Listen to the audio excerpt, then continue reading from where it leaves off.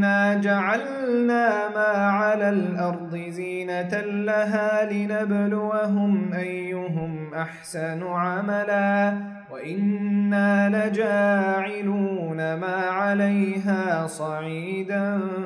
جرزا أم حسبت أن أصحاب الكهف والرقيم كانوا من آياتنا عجبا إذ أوى الفتية إلى الكهف فقالوا ربنا آتنا من لدنك رحمة وهيئ لنا من أمرنا رشدا فضربنا على آذانهم في الكهف سنين عددا ثم بعثناهم لنعلم أي الحزبين أحصى لما لبثوا أمدا نحن نقص عليك نبأهم